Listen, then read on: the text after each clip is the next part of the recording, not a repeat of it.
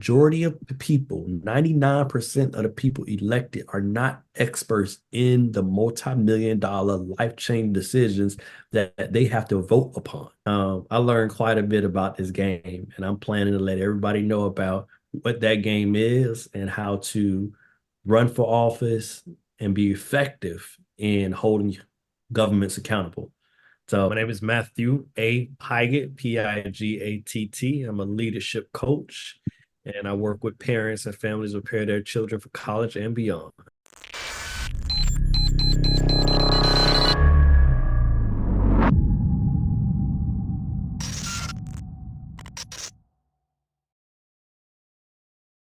Hey, it's Kellen, and today on Diversified Game, when I tell you God's timing is always better than mine, I've been waiting for this interview, but you got to wait for certain people. Certain people, they're so busy doing the work, like Lauren Hill said, they changing lives.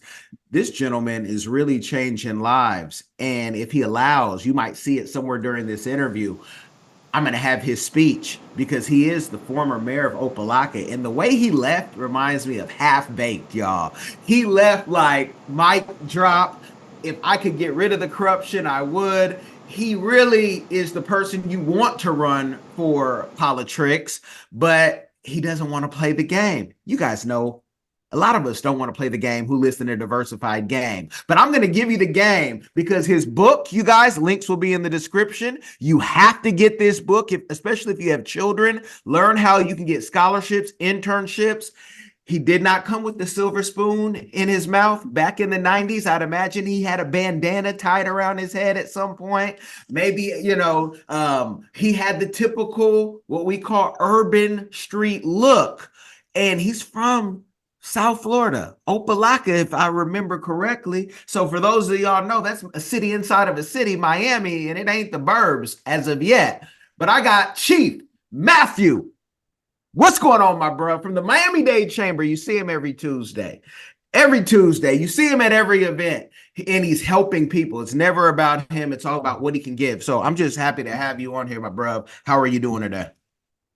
Kellen, I'm happy to be here, brother. Thank you for inviting me. Appreciate the welcome and introduction. I love the show title, Diversified Game, because that's what we hear is put people on game about this life. So much respect for having me here.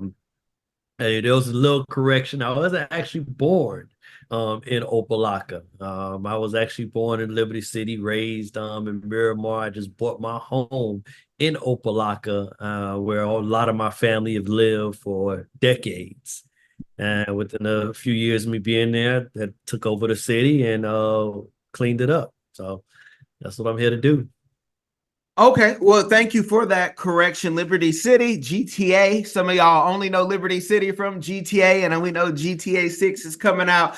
Let's talk about we could go so many places with this in the beginning, but to become mayor and to become a young mayor, does somebody tell you like, yo, I'm going to fund this whole thing for you and you're going to run? Or did you really have to go door to door, knock on doors in the beginning to convince people that being so young, I can do this? And you guys know black don't crack, but we're all still young. If you under 55, you're still young. That's what my pops would say.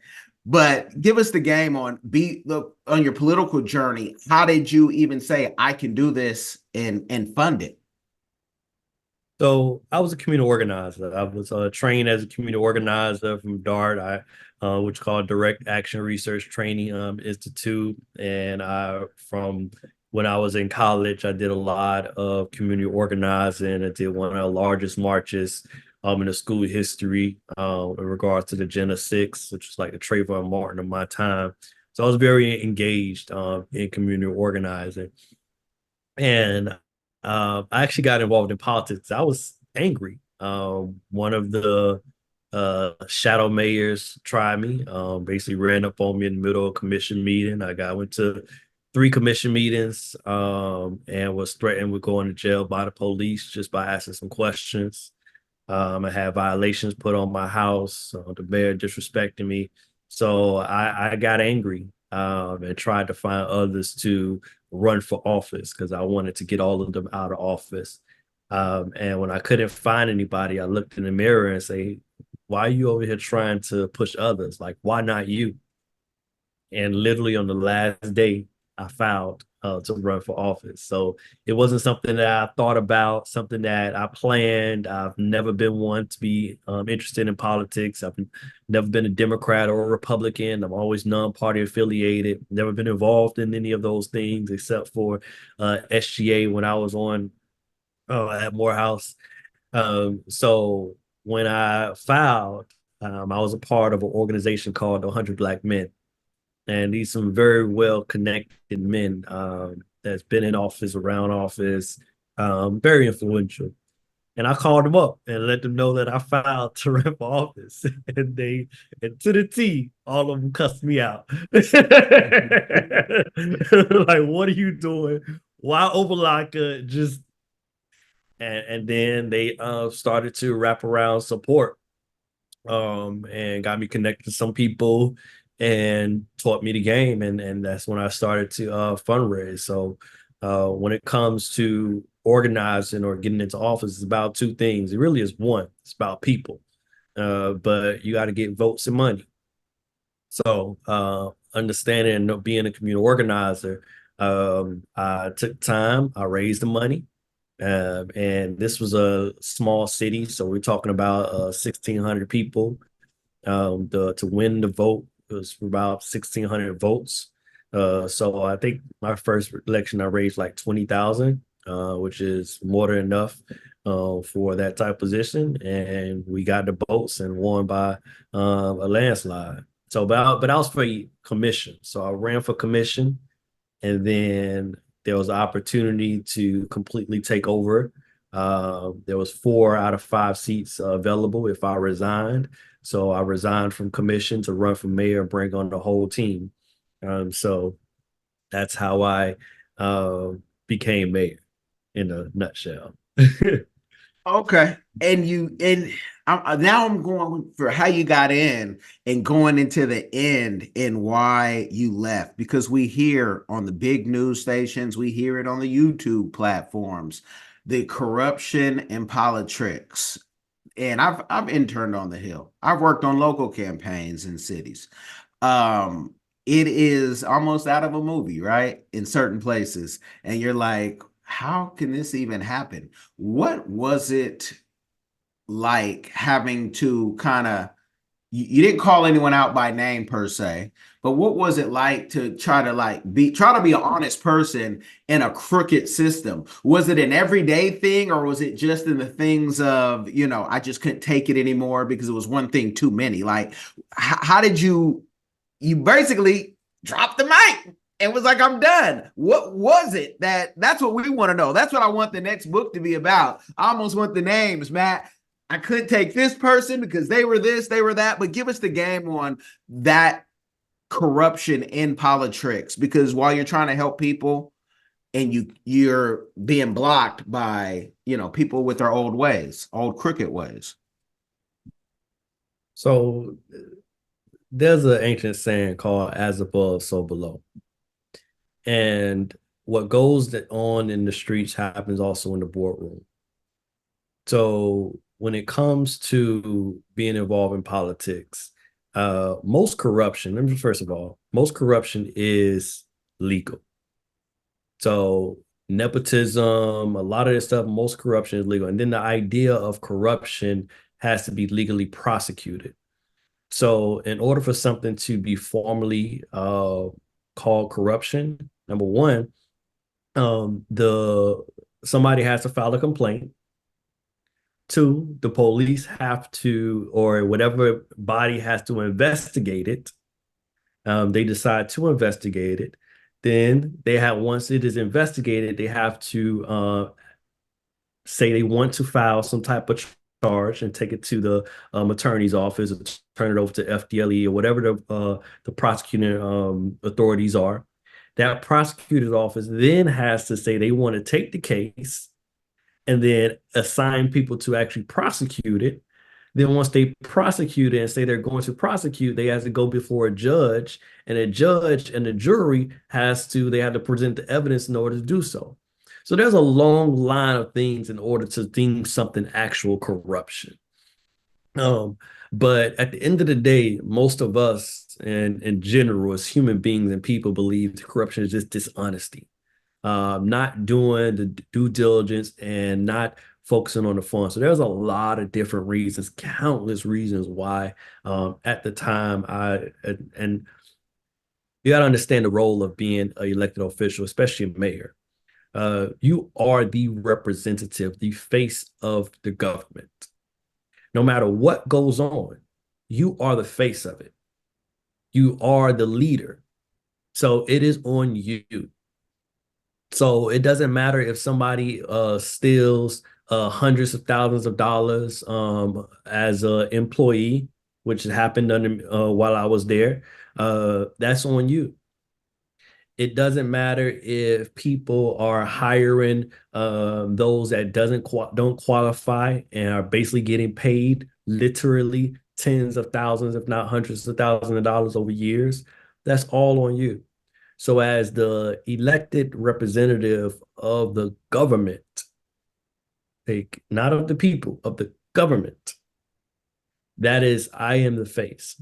And there's so many reasons why I had to step away. Yes, the challenges were immense. It was literally the most challenging municipal government environment in the state of Florida. This is Florida, y'all. So hands down. And there are a lot of when you have a city that's challenged, many of the basic structures aren't there. So there were so many challenges in police, HR, building and licenses, things of that nature that we were tackling. And also, I was mayor while an international pandemic was going on. I had financial crisis in the city, investigation in the police department. There was a lot of things going on. So balancing that out, wow, being working full time is one thing a lot of people don't realize that as a mayor, I literally had to work. So while most folk go to work 9 to 5 and go home to your family, I had to work 9 to 5 while being a mayor dealing with all these things. I had wife, kids, and I'm the main breadwinner for. So one of the things that was the tipping point in all the challenges going on, decisions that are being made. Number one, I achieved probably about 95% of my goals of running for office, and I didn't run for office just to have a title.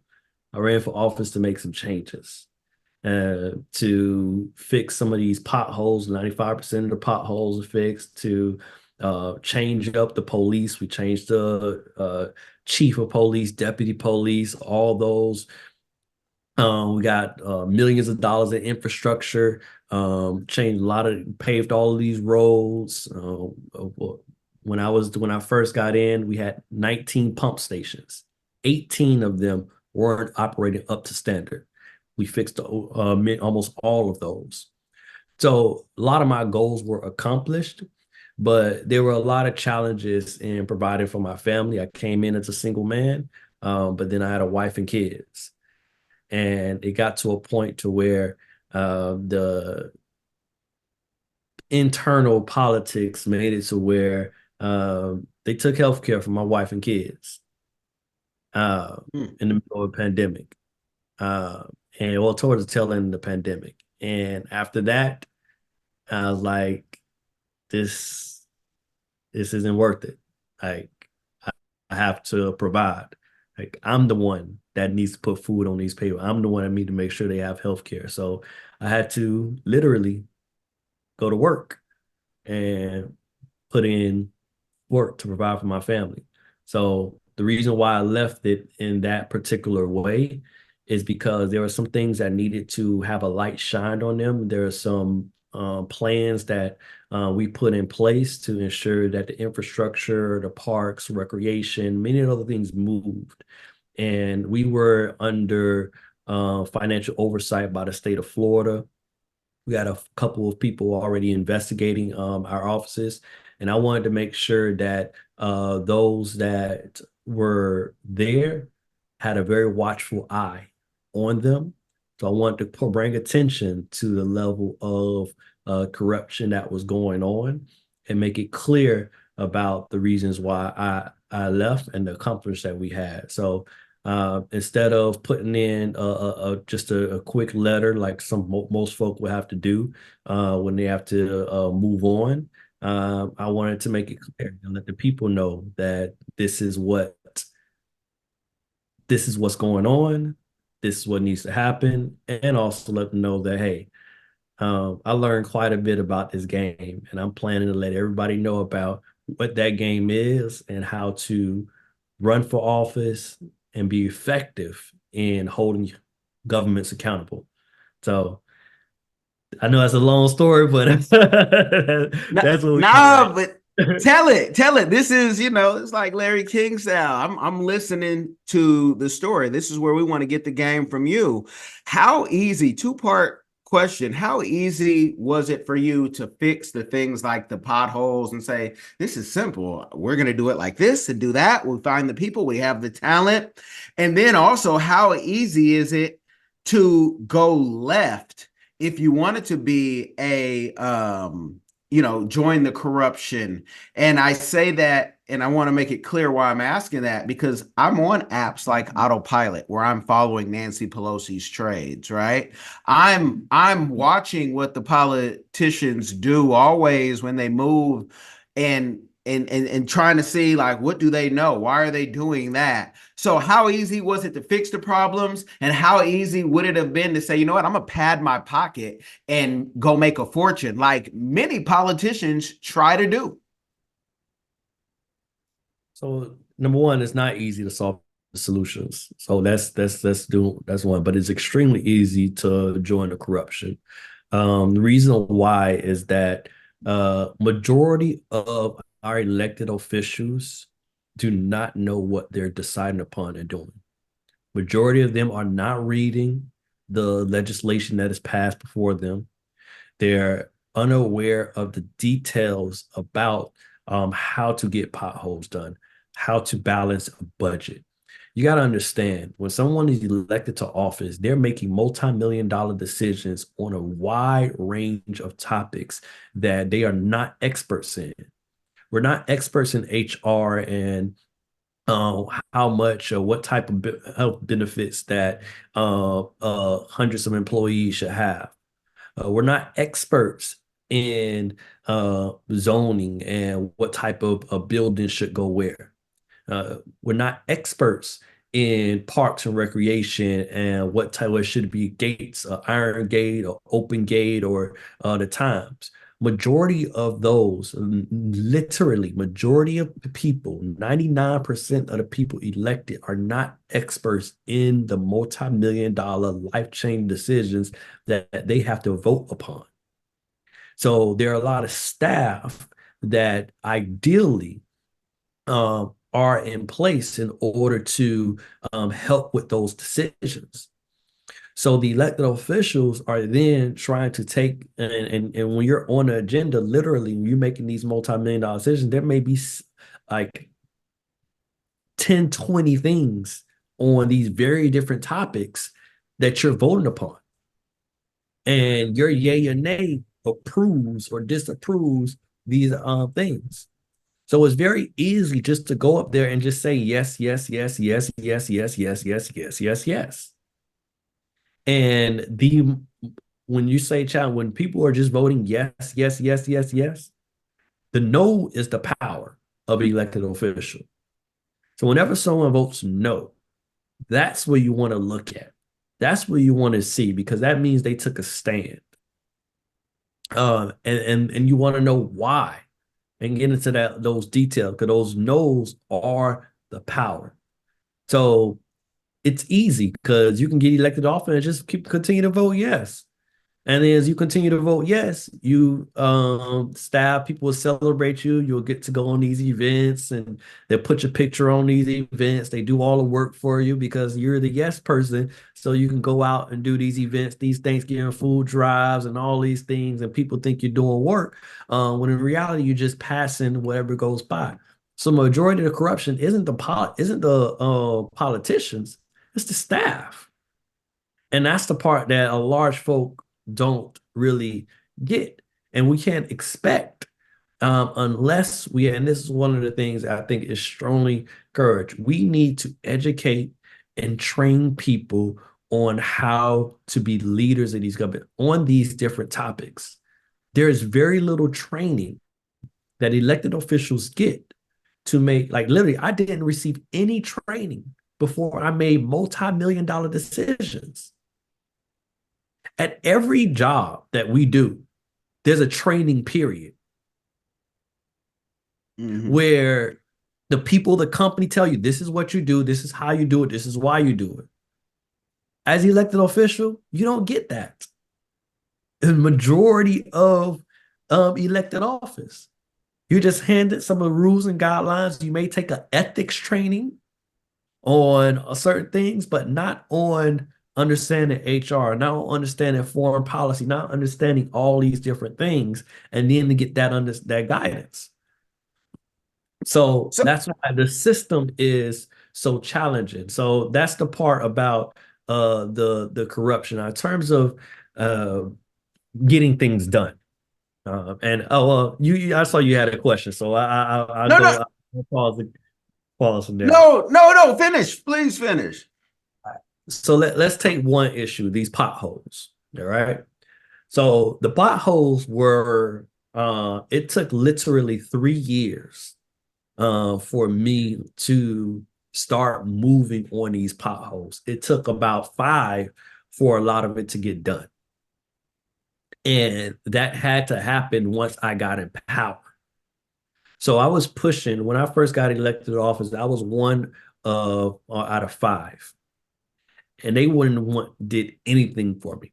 Thankfully, I knew the game and I knew how to be quiet and I knew staff and I had great relationships. I was an intern there with staff.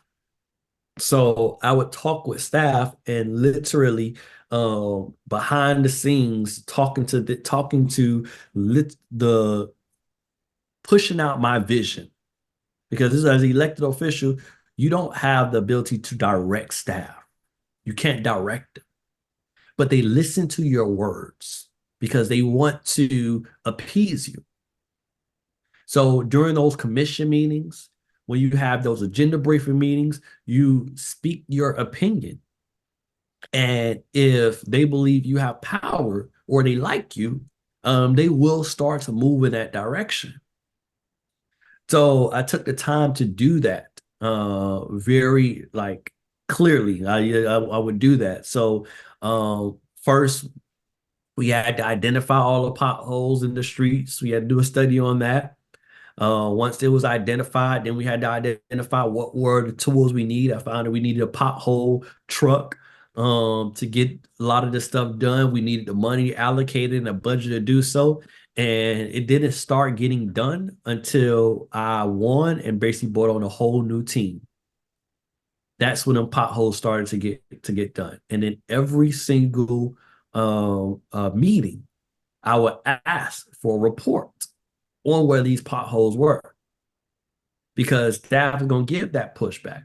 So we would continue to ask for those reports, and they slowly but surely it got done. When there's major infrastructure project, we made sure we allocated money in the budget to repave these streets, let them know exactly how much it costs.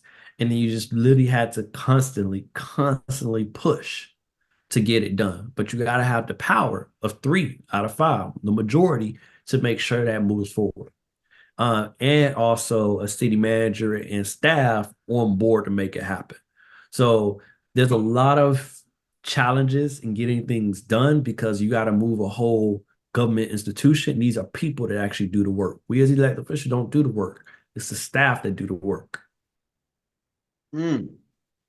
So sounds like the book will be kind of like your book on how to get scholarships and internships and jobs. You'll have something for politricians to say, these are maybe the conferences. This is what you need to be learned on. Because right now, in a lot of cities, it's who has the most money, maybe who has the most education in places. I'm thinking about even especially like small cities.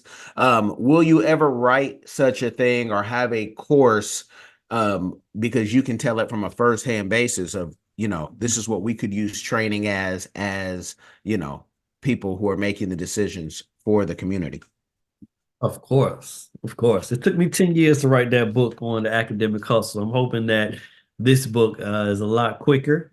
But yes, it definitely will be coming out. That's one of the things that I enjoy and love. I love understanding the game and the system and being able to break it down very simply so the masses of people can overcome some of those obstacles and just be effective in getting things done.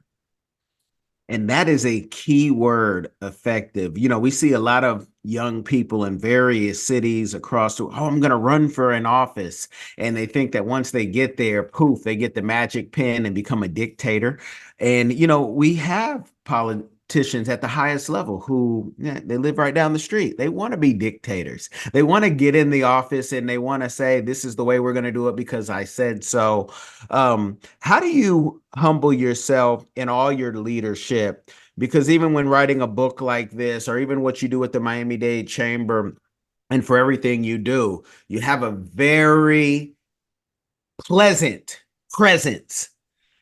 People aren't going to be that's not true for everybody. Some people are, and that's why I tell people the Miami-Dade Chamber is the most effective and best chamber to be a part of, even if you don't live in Miami. I don't live in Miami, but where does that come from? How did what I know it's the old people. I know it's the old people, in your life, but what was that for you? How do you keep that? Mm. Um, no, I had a problem with arrogance. Yeah, I had a problem with arrogance. No ifs, ands, or buts about it. I was told that by a lot of family and friends that I had that arrogance, and in order to be effective, you actually have to have that. So that's a part of being very highly successful because you got to believe in yourself. Belief in self is everything. When it comes because you're going to do things that a lot of people around you don't agree with. They don't see that vision, so you have to have it. Um, what has helped me to, I guess, balance it out and just be pleasant. Um, I guess it's just how my perspective on the world. Like I I I'm a historian. I was trained in history. I'm an African American studies psychology, and I take a long view of this world. And I know that I'm basically a molecule on a grain of sand in this world, and that I've literally my footprint is just a footprint on the sands of time. So things will be washed away. So my whole goal is to just make impacts on people, and you do that by just like people remember those they like. Simple as that. So I want to bring smiles to people's faces and make them feel comfortable and cool. So I've adopted that as a mentality of, you know what, let me give to others and just be a service. And that right there just it is something that I enjoy now. Like I thoroughly enjoy people. Like my wife always when she goes out and about and either she mentions me or somebody mentions me is like everything. She's like everything changes when they mention you, Matt. Oh, you. It's like oh, you Matt. Oh, I get like it is. It's she enjoys that, and a lot of my family and friends, and I enjoy that. I do. I do enjoy being that type of person that people appreciate. Simple as that. That's awesome, awesome, and yeah, I would not have thought about the arrogance or the problem of, because sometimes it's not, I say sometimes it's not arrogance. Sometimes you're telling people or you're teaching people things that they never even thought existed, and maybe that's my own arrogance, y'all. Maybe Trump and I are Irish twins. A lot of what he says I have an overstanding of, because when you're born on June 14th, it's like, okay, yeah, yeah, yeah. And then if your life can back that up, that's the other thing, where you're not just in a delusion. If you've actually done some things, and that's the difference, you guys, on why some of you, I don't say everyone has to go to school, but a lot of you need to go to school, and why you need to get this book, because you're just saying things, you're pulling it out of your arse instead of pulling it out of fact. School only tests you, and it proves that you are an expert in whatever you say you're an expert in. And I put expert in quotes. But talk about why you felt the need to put this book out, and why it took 10 years. Because I'm thinking of all the people who needed it, like myself, 5 years prior. And you and I believe, are around the same age. So I would have had to catch you, in school or grad school or something. But why did you put this book out? And who is this book for? Let them know. I say it's for every parent and child. Yeah, definitely. The book is for any parent and child that want to be effective once they graduate high school. So that book doesn't focus on just college. Whatever it's called the academic hustle for a reason. And one, in this world, if you have to live, you have to hustle. Like this world is not easy. You got to hustle and figure it out if you want to make some money. And learning and education is at the core of doing that. You're going to get training in some way, shape, or form, whether that be through apprenticeship, learning from a mentor, or someone that's looking out for you, going to a community college, going to college, going to vocational training, getting clear about what you want to do and why you want to do it. That's the why is core to the hustle, because majority of hustlers have a why they hustling. Um, so just being strategic on how you are navigating this world, getting your education, getting involved, developing the relationships, how you present yourself. That's what that book breaks down. It's literally the science of high achievement. And it came from my experience. Like I graduated, well, I was in the 11th grade with a 2.1 GPA facing felony charges. I was completely clueless to this world. I didn't see myself past 18. So everything that I do now, and people say I do, like this is a dream to me, man. It really is, because I never thought I'd be nowhere near this. So it's kind of like, wow, I'm doing this. This is me. This is my life. Um, so yeah, at that time, like I got caught up, and my mother and experiences made me take school seriously. And when I got to Morehouse and I saw the level of success there, I I couldn't believe there were people living like that. Like I didn't know any men that was like developing and shining like that. So um I um I entered on college with academic probation and all loans. Knew if I failed one class, I didn't find the money to pay for school in 2 years, I would have been kicked out and kicked out of me and locked up, like my older brother. So I turned school into my hustle. And when I came into over $100,000 in scholarships, fellowship rewards, traveled the world, had these programs, had a program that paid for me to go to Paris for 2 weeks, where I'm in the Eiffel Tower and rowboat in the back of King Louis Mansion, in his backyard. Then I got sent to Tanzania and East Africa. I was a discovery kid, and I'm in the Serengeti, like looking at all these, seeing Rafiki and Mufasa, because it was the setting of the Lion King. And I had a condo on a beach with a maid that made me fresh squeezed mango juice every single day. Like I was like, man, this is possible, and I got paid to do it. And it looks great on my resume. Like, yeah, I want to show other people that game. Like, because there's a lot of kids that and families that just think it's just, oh, you just got to go to college. Oh, you just got to go to college, get a debt-free degree.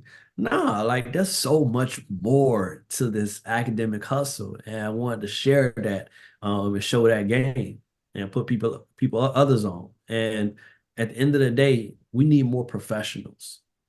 This community, and this is one thing I learned as being an elected official of one of the first Black cities in Miami-Dade County.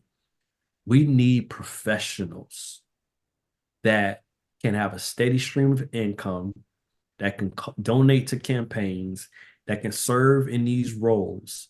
And HBCUs are the number one generators of Black professionals in the world. So I wanted to make sure that people know how to overcome that obstacle of finances and take full advantage of college and HBCU experience to get paid and develop. Man, I love it. I'm in Tanzania with you. Tanzania. Uhaligani to y'all, man. All that. I'm stuck in Africa right now.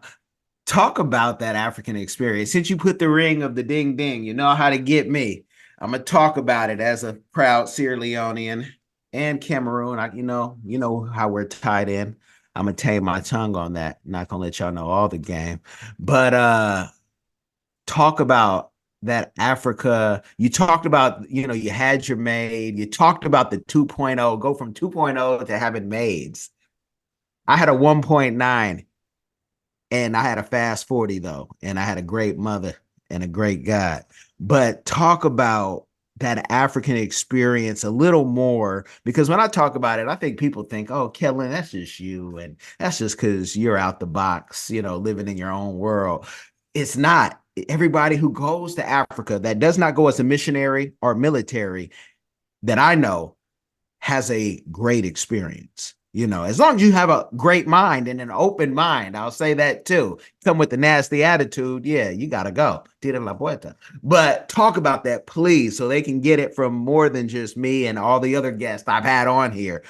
What did Africa do for you? Oh man, Africa completely uh changed my life and my perspective for this world. I went there with locks all the way down to my waist. Um, and yeah, as this like pro-black nationalist type person, and came out ready to be strategic and effective in this world. So during that same trip, I went from Paris, and that was my first time in Europe. And you go to Europe to see some amazing buildings. Like it's great. Like it's historic. They got a lot of great buildings. You go to Africa to see life, and it was just amazing on so many levels. Like so many levels. I've seen some just mind blowing things, but um, there was a few things that kind of just changed my life. Was just the power of African Americans um, as a community. Those of us in the diaspora, how powerful we can be. Yeah, I went there when the Leon Sullivan Summit was happening. It happened literally the first few weeks we were there. So we went almost literally from the airport, and then we drove out to where they, I forgot where's the name of it. Oh, it's not coming to my mind, but they signed the Rwanda genocide peace agreement or something of that nature there. And Leon Sullivan Summit is where a lot of African leaders and entrepreneurs connect with African American leaders and entrepreneurs. It's been going on for a while, many years.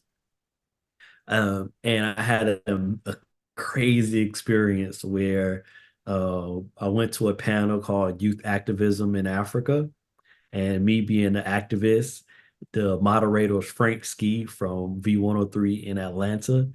And I found myself a part of that experience and almost became a national figure there. It was crazy. It was my first taste of fame. They had me like scared actually because they just swarmed me, and people will leave like notes at my hotel. I'll be in the street. I did this little speech, and I'll be in the street and they'll be like, Rastaman, action! Let's take action. It was just crazy. But I was so known because of my looks. There's very few people with locks out there. Um, and it was a eye-opening experience. So I actually ended up planting my roots in the motherland, and left my hair there, um, and transformed because I saw the power. I literally was I had experience in the Serengeti, and people always wonder. You ever read Aesop's Fables? It's a Mm. very classic book of stories. It's from a African man, and it's a lot about nature and the relation to life. And literally, I had an experience seeing a pride of lions and how they blended in perfectly with the environment, like perfectly. And it made me think about, and this also goes back to the question you asked about arrogance. Um, when you're in the Serengeti, then especially that grasslands, like the color of their fur is almost the same color of the grasslands. So you could barely see them in that grasslands.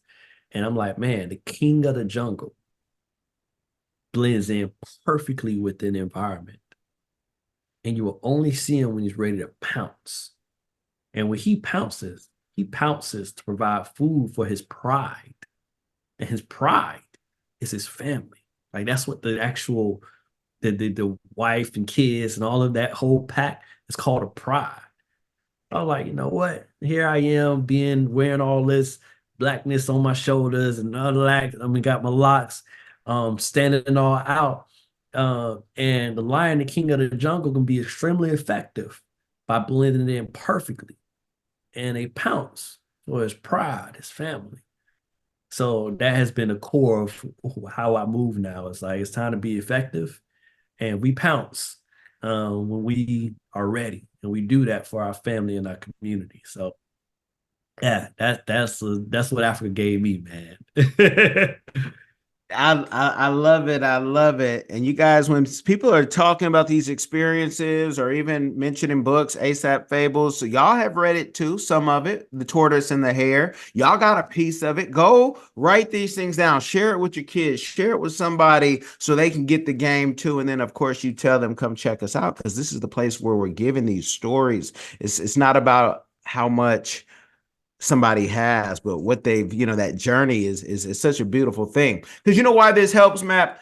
So many people think, and they keep hearing, oh, the destination and the journey, and they hear all this talk. But sometimes when you're really in it and you're struggling just to make payroll or even pay rent, or you're living in a shelter or you're living with friends, and you got a pallet on the floor, you're like, I know this has to be better than this. And there's a lot of ways, like you talked about with corruption, especially if you're creative, especially if I'm going to say if you are from that creative hood space, and the hood is bigger than a color, y'all, because there's some Italians and Irish that I know in Massachusetts, New England. They feel the same way. Like, how do I get out of this, man? I've got legal issues. How do I get out of this? Everyone looks at me like a loser. I look like a bum. And so stories like these help people say, nah, this is just part of it, but you don't have to stay in it. Can you tell the people, you've done so many great things and you've mentioned some of them already, but what's a community give back that you're currently doing or you'd like to do in the future? Before you answer that, I'm going to spoil it for you because I'm not going to let you get off easy. I'm going to tell y'all, I was telling Matt something just like I put on my hat before we start. He knows who's the creator of this hat. He might help me get the person on. I'm talking about an HBCU picnic or something, and I'm not even knowing who puts it on. It's Matt's event. So he just can't get off easy like that because he has things that I don't know about. And this is my way too of learning, man, how do I get on your calendar? So what is a community give back after I spoiled the HBCU picnic and you got some other heat? Please share the game. And my biggest thing is mentoring the next generation of Black professionals. Like that's what I'm focused on. That's what I want to be. That's going to be my role, is to be a mentor for this next generation of Black professionals.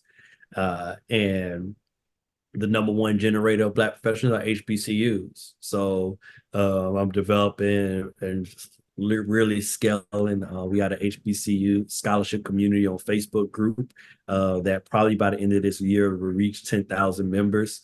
And that's been growing extremely fast.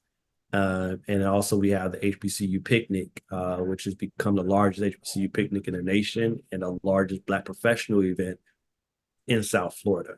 And the great thing about that is that it's the picnic for Black professionals and the decision makers in South Florida. People don't realize how connected HBCU alumni are, but in every single city, every single field, you're going to see at the very top HBCU alumni. If you go to Miami-Dade County, we have think it's 13 on the council. Four of them are Black. Three of them are HBCU graduates. On the school board, there's 9 people on the council. Two of them are Black. Both are HBCU alumni. City of Miami Gardens, the largest Black city in the state of Florida. I think they have a council of 7. I think 4 of them are HBCU alumni. I mean, I think 3 of them from the local HBCU. So the level of power that HBCU alumni have is just amazing. And I want people to realize that. I want HBCU alumni to realize that. So we do this picnic every year. Now it's at Florida Memorial University, only HBCU in South Florida. And it's like the who's who event. And the thing that's different is that this is in family. I'm really big on family. So the amazing thing about the picnic is that it's not like a gala where you got to get all dressed up and network and da da da da da da. You kind of put that mask on of I'm this, I'm that, da da da da da. No, that's a picnic. You got your kids running around, having fun because we have a whole kids zone. So we made sure the kids got things to do so they could just run and do their thing. With bounce houses, games, all type of stuff. So the kids are there. It's in uh, Miami Gardens, all Black city. We got all Black police officers. It's on Florida Memorial campus. So it's roped off. It's a private institution. So it's like an HBCU experience. Like it's all Black everything. Like Black police officers, firefighters, all of the staff are there. So it's all Black everything.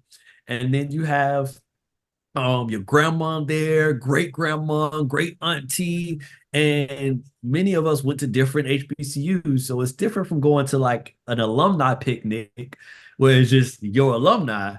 And some people don't want to go just to the alumni, but you got literally everybody there, like everybody, Howard, Hampton, Grambling, St. Augustine, Alabama, Morehouse. It's just a beautiful experience. And you know what we do? We got games, space, food. Everybody eats. We got food trucks, but people bring food. So when you have an event with Black folk, all you need is food, music, and them. And that's what we do. And it's just an amazing time. So it has grown every single year. Last year, it actually doubled. Every year, it grown like 30% because once someone comes once, they like, oh, I'm coming. Like, period. Like, it's become their iconic event of the year. Like, they are going to come to the picnic.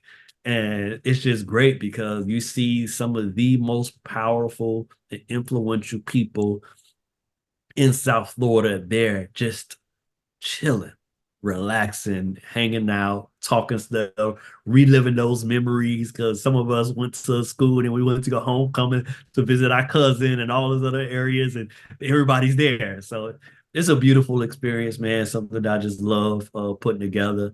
I work with, and it's something I work with some brother Josh Jones has been the main sponsor of it. Clark Atlanta graduate, Melody Miller, she's Howard alumni. 3 of us come together. We pull together over 25 HBCU alumni associations, Greek letter organizations. So it's a community organizing effort because literally it's all these leaders. So of the different alumni, and we just have a great time together, man. So it's something I enjoy doing. This year we're gonna be giving out scholarships. We hopefully my goal is to make it one of the largest fundraising events for HBCUs in the state of Florida. So it's just something that we just gonna continue to build and develop. So the first level was to get people there. Second level was to build up our alumni associations because they're at the core of bringing that HBCU experience to South Florida. And then the last piece is fundraising and building and providing scholarships to students from South Florida going to HBCU. So yeah, that's going to be the event for me moving forward.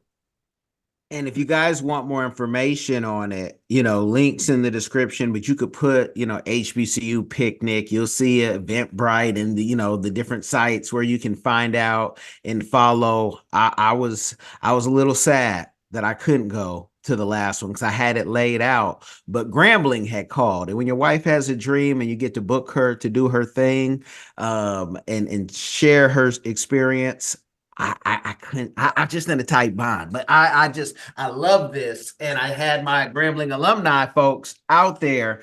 I know they represent it. Let the people know when they can get a podcast out of you, a regular podcast, your own podcast, if it's in the books, possibly the next book we had mentioned, for the politricians, maybe there's another one coming, but how do they get this game, this help, more often where, wherever you're giving it? So I would encourage them to join our HBCU scholarship community on Facebook. Go to HBCU scholarship community on Facebook, or go to www.theacademichustle.com or www.matthewpigatt.com. If you want to book me to speak, go to matthewpigatt.com. If you want more about Academic Hustle, go to academichustle.com, and then join the community. Every Wednesday night, I'm online sharing about college and career development and putting people on game.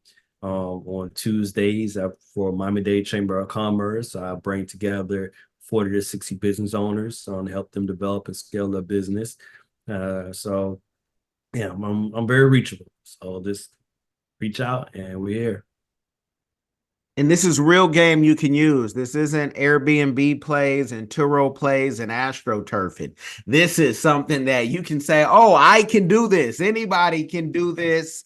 I love it. I could talk to Matt all day long, but he got things to do, and things gotta happen. Without him, they don't. So I appreciate your time. I want people to link in the description wherever you experience this podcast. Make sure that you like it. Make sure you subscribe to it. But more importantly, even make sure you share this game with somebody. It will change their life, y'all. Be blessed. Hello, everyone. This is Latasha Blanton from the Real South Africa Travel and Tourism. And you're going to have the opportunity to travel with Phil Scott to sunny South Africa. You guys are going to have the opportunity to come to Johannesburg, and you guys are going to be coming to Durban. And we're going to set it up perfectly. It's going to be like a luxury experience for you guys.